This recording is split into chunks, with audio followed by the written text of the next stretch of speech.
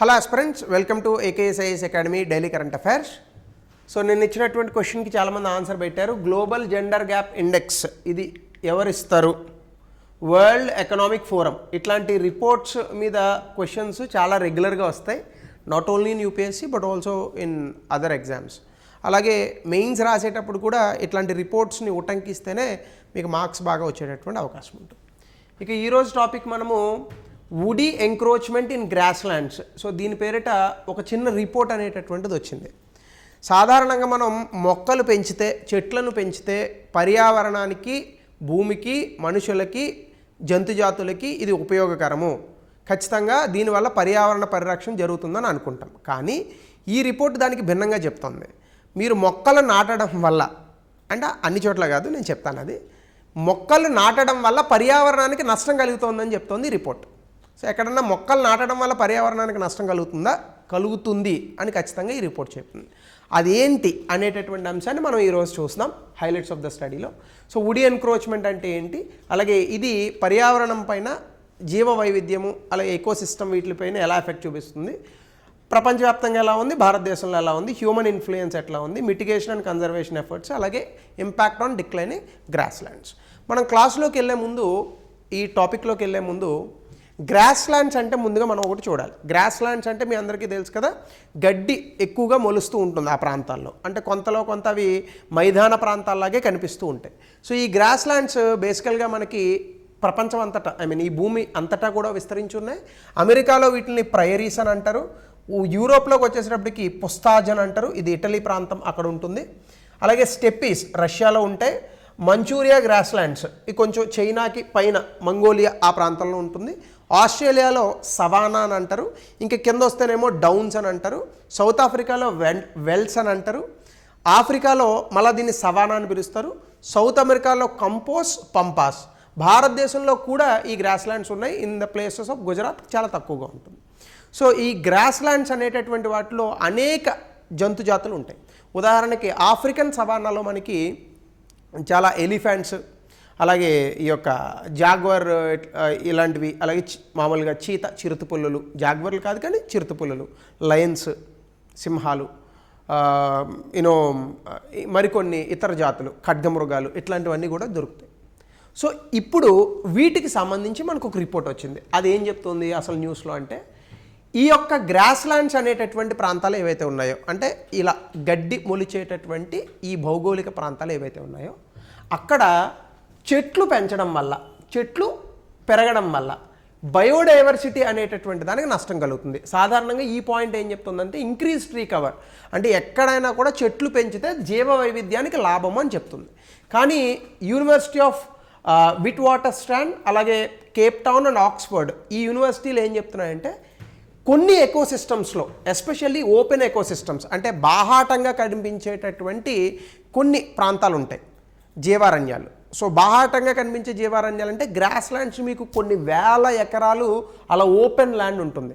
ఇలాంటి ఓపెన్ ల్యాండ్లో చెట్లు పెరగడం వల్ల ఎకోసిస్టమ్ దెబ్బతింటుంది. అంటే చెట్లు పెంచడం అన్ని వేళలా మంచిది కాదు. చెట్లు ఎక్కడ పెంచాలో అక్కడ పెంచాలి. చూడండి, వాకింగ్ చేయడం మంచిది అని చెప్తారు. ఆస్మా ఉన్న వాళ్ళు మార్నింగ్ వాక్ చేస్తే మంచిది కాదు. అట్లానే ట్రీ కవర్ అనేటటువంటిది అన్ని చోట్ల రావడం అనేటటువంటిది మంచిది కాదు. సో దీనికి సంబంధించి ఏం చెప్తున్నారు వీళ్ళు, సవానాస్ అలాగే గ్రాస్ ల్యాండ్స్లో ఈ యొక్క చెట్లు పెంచడం వల్ల ఆ గ్రాస్ ల్యాండ్ బర్డ్ పాపులేషన్, అంటే అక్కడ నివసించేటటువంటి పక్షి జాతులపైన, పక్షుల జనాభా పైన ఇది నెగిటివ్ ఎఫెక్ట్, అంటే ప్రతికూలమైనటువంటి ప్రభావాన్ని చూపిస్తుంది. ఈ ప్రతికూలమైనటువంటి ప్రభావం ఏంటి, మీరు సింపుల్గా చూడండి. గ్రాస్ ల్యాండ్స్ అంటే ఏముంటాయి, ఈ ఎక్కువగా గడ్డి అవన్నీ వస్తాయి. ఇప్పుడు ఈ పక్షులు అవన్నీ ఈ గడ్డిలో అవి ఉన్న చోట బాగా ఎక్కువ ఉంటాయి. ఎందుకంటే గడ్డిలు ఉంటే ఆబ్వియస్గా గడ్డి ఎక్కువగా ఉందనుకోండి, అక్కడ ఈ పురుగు పుట్ల ఉంటాయి, వీటిని తినడానికి పక్షులు వస్తాయి. ఇప్పుడు ఏం జరుగుతుంది, ఈ గడ్డి ఉన్నటువంటి ప్రాంతాల్లో మొక్కలు పెంచామనుకోండి మనం, దీనివల్ల ఏమవుతుంది, షేడ్ పడుతుంది. అంటే బాగా పెద్ద మర్రి చెట్టు ఒకటి వచ్చింది అనుకోండి, ఆ మర్రి చెట్టు చుట్టూ ఇంకేం మొక్కలు ఉండవు, ఎందుకంటే సూర్యరశ్మి కిందకి రాదు.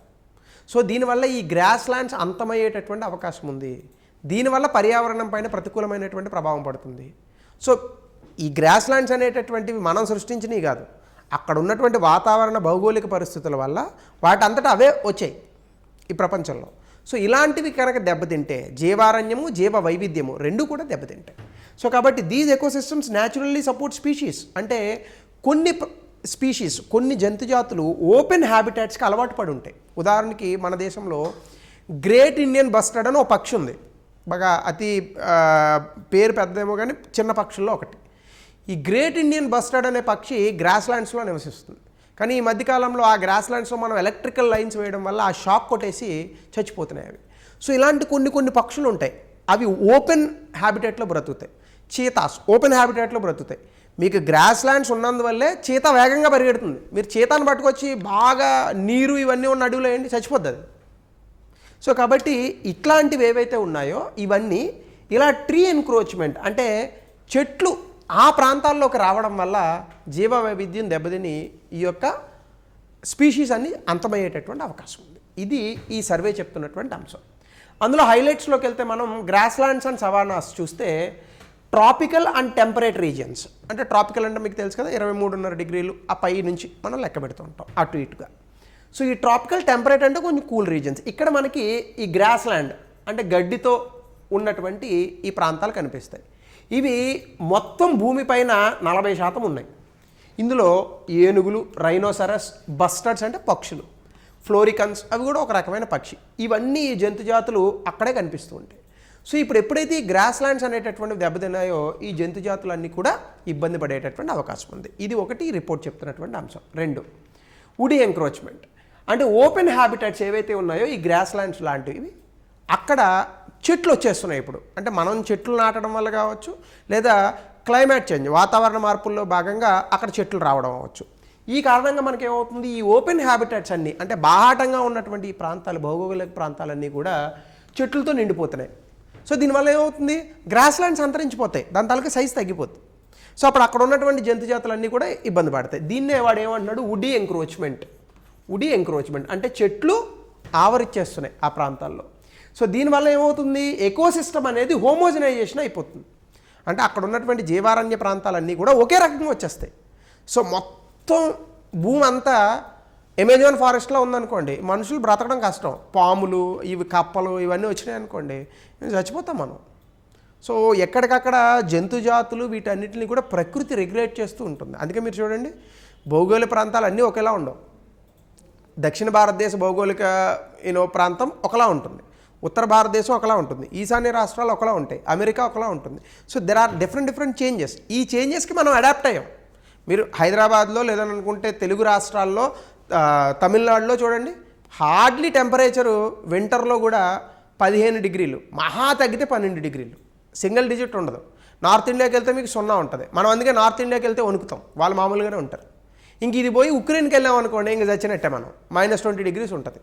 సో మనం అడాప్ట్ అయ్యాం ఈ ఎండగా ఉన్నటువంటి వాతావరణానికి. అందుకే చూడండి, సౌత్ ఇండియాలో బ్రతికినోడు ఎక్కడైనా బ్రతకచ్చు. చలేసింది అనుకోండి దుప్పటి కప్పుకుంటాం, ఎండ వచ్చింది అనుకోండి ఏం చేస్తాం. అందుకే మీరు చూడండి, యూకే లాంటి దేశాల్లో 32 డిగ్రీలు వస్తే వాళ్ళు చచ్చిపోతారు. మనం 45 వచ్చినా కూడా హాయిగా తిరిగేస్తుంటాం బయట. సో ఆ రకంగా హోమోజనైజేషన్ ఆఫ్ ఎకోసిస్టమ్ అనేది జరుగుతుంది. అంటే ఏంటి, భూప్రపంచం అంతా కూడా, ఈ భూమి మీద ఉన్నటువంటి అన్ని ప్రాంతాలు కూడా ఒకే మాదిరిగా మారిపోతాయి. అప్పుడు జీవ వైవిధ్యం ఉండదు. జీవ వైవిధ్యం లేనప్పుడు ఆ ప్లానెట్ అంతరిస్తుంది. సో ఇది లాంగ్ రన్లో జరుగుతుంది, ఏ 400 ఏళ్ళకో లేదా 40,000 సంవత్సరాలకో, సంథింగ్ లైక్ దట్ అలా. సో దీనికి కొన్ని ఫ్యాక్టర్స్ చెప్తున్నారు వీళ్ళు. అంటే ఇలా గ్రాస్ ల్యాండ్స్ మీద చెట్లు పెరగడానికి గల కారణాలు వాతావరణ మార్పులు, అలాగే వాతావరణంలో కార్బన్ డైఆక్సైడ్ పెరిగిపోవడం. కార్బన్ డైఆక్సైడ్ పెరిగిపోతే ఏమవుతుంది, చెట్లు పెరుగుతాయి, ఎక్కువ లాక్కుంటే చెట్లు వస్తాయి. బట్ మనం అది ఇంకా పెంచేస్తూ ఉంటాం, ఆ సమతుల్యం దెబ్బతింటుంది. అలాగే న్యాచురల్ డిస్టర్బెన్సెస్, గ్రేజింగ్, ఫైర్ ఇట్లాంటివి మనం ఉన్నాయి. సో వీటి కారణంగా కూడా, అంటే ఇప్పుడు బాగా ఏమంటాం మనము, అడవుల్లో చూడండి ఒక్కొక్కసారి అగ్ని అంటుకుంటూ ఉంటుంది. సో మొత్తం అడవులు నాశనం అయిపోతాయి. అలాంటి వాటి వల్ల కూడా కొన్ని డిస్టర్బెన్సెస్ వస్తాయి. అలాగే ఎక్కువగా ఈ మేకలు, ఆవులు ఇట్లాంటివి ఉన్నాయి. మేకలు, ఆవులు, ఎనీథింగ్ గడ్డి తినేటటువంటి జంతువులు, ఇవి పెరిగిపోయినా కూడా ఇబ్బందే. అందుకే పులి ఉండాలి, ఎప్పుడు కూడా సమతుల్యత వస్తుంది. ఇప్పుడు మేకలు ఎక్కువైపోయినాయి, ఆవులు ఎక్కువైపోయినాయి, గడ్డి ఎక్కడి నుంచి వేస్తాం, బ్రతికించలేము. అందుకే ప్రకృతి ఏం చేస్తుందంటే బ్యాలెన్స్ చేస్తుంది అన్నిటిని. సో వీటిని తినేటటువంటి ఫుడ్ చైన్ ఒకటి ఉంటుంది. నాకు అందుకే బాగా నవ్వొచ్చే అంశం, యూట్యూబ్లో ఎక్కడన్నా పులి వెంటాడుతుంటే కెమెరామ్యాన్ దాన్ని సంరక్షించవచ్చు కదా అంటాడు. ఇప్పుడు నువ్వు వెళ్ళు, ఆ జింకను వదిలేసి నేను తింటుంది. మరి ఫుడ్ చైన్ ఎలా అండి? మనకంటే పిజ్జాలు బర్గర్లు ఉన్నాయి, మరి పులికేంటి? పులి గడ్డి తిని బతకాలా? సో ఇలా ఉంటుంది. సో దీనికి మూడో అంశం ఎఫెక్ట్ ఆన్ ఎకోసిస్టమ్, జీవారణ్యం పైన దీని తాలూకా ప్రభావం ఎట్లా ఉంది. ట్రీ కవర్ పెరిగిపోతుంది, చెట్లు పెరిగిపోతున్నాయి, దీనివల్ల ఓవర్ షాడోస్, నీడ ఎక్కువగా ఉంటుంది, దీనివల్ల ఈ గడ్డి అనేటటువంటిది ఎదగదు. దీంతోపాటు ఏమవుతుంది, అక్కడ ఉన్నటువంటి నేల ఏదైతే ఉందో దాని పరిస్థితులు కూడా మారుతాయి. దీనివల్ల గ్రాస్ ల్యాండ్లో బతికేటటువంటి జంతు జాతులు, స్పీషీస్ ఏవైతే ఉన్నాయో అవి నెమ్మదిగా తగ్గుతాయి. దానివల్ల చాలా ఇబ్బందికరమైనటువంటి పరిస్థితులు వస్తాయి. అలాగే గ్లోబల్ అండ్ లోకల్ ఇంపాక్ట్, ఇది ఏ విధంగా ఉందంటే సౌత్ అమెరికాలో ఫైర్ సప్రెషన్ అనేది మేజర్ డ్రైవర్ అట. అంటే ఈ మధ్యకాలంలో మనం అక్కడ చూసాం, అమెజాన్ ఇంకా ఇతర అడవుల్లో అగ్ని అనేటటువంటిది అంటుకుంటూ ఉంటుంది, ఫారెస్ట్ ఫైర్స్ వస్తాయి. వీటిని సప్రెస్ చేసేటప్పుడు ఈ అన్నిటి కారణంగా కూడా అక్కడ కొంత ఇబ్బందులు వస్తున్నాయి. ఈ రకమైన ట్రీ కవర్ పెరుగుతుందని చెప్తున్నారు. అలాగే ఆస్ట్రేలియా, ఆఫ్రికాలో CO2 పెరగడం వల్ల ట్రీ కవర్ పెరుగుతుందంట. దీనివల్ల రైన్ఫాల్, వర్షాభావ పరిస్థితుల్లో మార్పులు వచ్చి అక్కడ గ్రాస్ ల్యాండ్స్ తగ్గిపోయి ట్రీస్ పెరుగుతున్నాయి. ఇండియాలో ఏమవుతుంది, న్యాచురల్ ఎంక్రోచ్మెంట్. మన దేశంలో జనాభా పెరుగుతుందిగా. మన దేశంలో ఎట్లా ఉంటుందంటే ఉన్న అడవిని నరికేస్తారు, తర్వాత చెట్లు నాటండి అని చెప్తారు. ఉన్న అడవులు నరకడం ఎందుకు, మళ్ళీ చెట్లు నాటడం ఎందుకు? ఉన్న అడవిని చక్కగా ఉండిస్తే అది హ్యాపీ. సో కాబట్టి ఇది భారతదేశంలో జరుగుతున్నటువంటి అంశం. అలాగే ఒక స్టడీ కూడా చేశారు భారతదేశంలో, నేపాల్లో. నేషనల్ పార్క్స్లో ఈ యొక్క వుడీ ఎంక్రోచ్మెంట్ కారణంగా గ్రాస్ ల్యాండ్ హ్యాబిటాట్స్, అంటే ఈ గడ్డితో కూడినటువంటి ప్రదేశాలు 34% తగ్గేటటువంటి అవకాశం ఉందట. అలాగే ట్రీ కవర్ రానున్నటువంటి రోజుల్లో ఈ ప్రాంతాల్లో 8.7% చెట్లు పెరగడం వల్ల 8.7% చెట్లు ఆల్రెడీ పెరిగాయి గత 30 సంవత్సరాల్లో. సో దీనివల్ల గ్రాస్ ల్యాండ్ హ్యాబిటాట్స్ ఆల్రెడీ 34% తగ్గిపోయింది. ఇది ఇంకా ప్రూవ్ కావాల్సి ఉందనుకోండి, అఫ్కోర్స్ ఇది జస్ట్ ఒక రిపోర్ట్ మాత్రమే. But grass lands already Bharat and నేపాల్లో 34% తగ్గిపోయాయి అని చెప్తున్నారు. సో అలాగే హ్యూమన్ ఇన్ఫ్లుయెన్స్, మనం ఏం చేస్తున్నాము, ఎప్పటి నుండో మనము కన్జర్వేటివ్ పాలసీసే వాడుతున్నాం.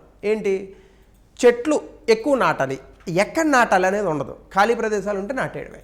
సో ఆ ప్రదేశాన్ని బట్టి చెట్లు నాటాలి, ఈ కన్జర్వేటివ్ అప్రోచ్ ఒకటి ఉంది. అలాగే కొలోనియల్ ఎరా పాలసీస్, ఓపెన్ ఎకోసిస్టమ్స్ని మనము జనరల్గా వేస్ట్ ల్యాండ్స్గా చెప్తాం.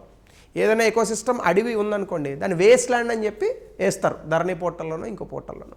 సో దీని కారణంగా మనకేమవుతుంది, అక్కడ టింబరు, అగ్రికల్చరు, వాటి తాలూకా కన్జర్వేషన్ గురించి చూస్తారు. అక్కడ మళ్ళీ చెట్లు నాటుతారు, దాని నుంచి టింబర్ని తీస్తారు. అట్లా చేయకూడదు. ఓపెన్ ఎకోసిస్టమ్గా వదిలేయాలి.